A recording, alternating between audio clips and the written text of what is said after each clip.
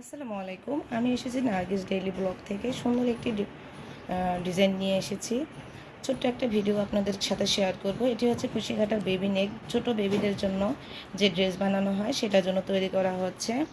এটি হচ্ছে 9টার সুতা দিয়ে করতেছি আমি কুশি কাটা। এই বেবি নেকটা 3 থেকে 4 বছর বেবির জন্য পারফেক্ট হবে। এখন আমি দুটো লাইন অলরেডি করে রেখেছি। এখন আমি থার্ড লাইনে আছি। থার্ড লাইনটা আমি কিভাবে করি ছোট্ট একটা ভিডিওর মাধ্যমে আপনাদের সাথে শেয়ার করব। এভাবে আমি 4টি চেন নিয়ে নিয়েছি। এখন এখানে না করে আমি ডাবল স্টিচ না নিয়ে সিঙ্গেল স্টিচ নেব। এক ঘর বাদ দিয়ে কিন্তু আমি এখানে লক করার জন্য চেন উঠিয়ে নিয়েছি। এখন 1 2 3 4। আবার আমি এখানে কোনো কিছু না করেই কিন্তু না পেঁচিয়ে এভাবে আরেকটা দ্বিতীয় ঘরে নিয়ে নিচ্ছি।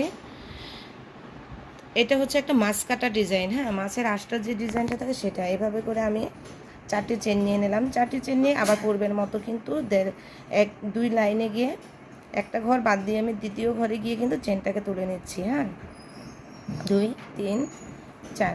তো এইভাবে আমি সুন্দর করে আমি থার্ড লাইনটা শেষ করব। এভাবে কয়েকটা লাইন করার পর আমি আরেকটি লাইন আপনাদের সাথে পরে নেক্সট ভিডিওতে শেয়ার করব। যেহেতু আমি একটা শর্ট ভিডিও দিচ্ছি আপনাদের জন্য, আপনারা যদি কেউ আমার কাছ থেকে এভাবে টিউটোরিয়াল দেখতে চান তাহলে আমাকে অবশ্যই কমেন্ট বক্সে এসে কমেন্ট করে জানাতে হবে যে আপু আমি শুরু থেকে দেখতে চাই, কিংবা কিভাবে আমি মানে স্টার্টিং করতেছি সেখান থেকে আমি শুরু করব।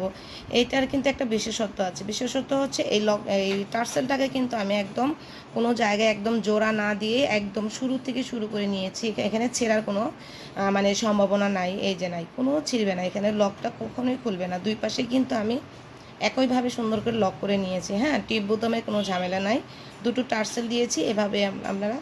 এভাবে আমি সুন্দর করে দুটো টার্সেল দিয়ে আমি ফিতাটাকে করে নিই। হ্যাঁ, বাচ্চাদের কোনো মানে টিপ বোতাম বলেন কোনো কিছু লাগানোর কোনো ঝামেলা থাকবে না।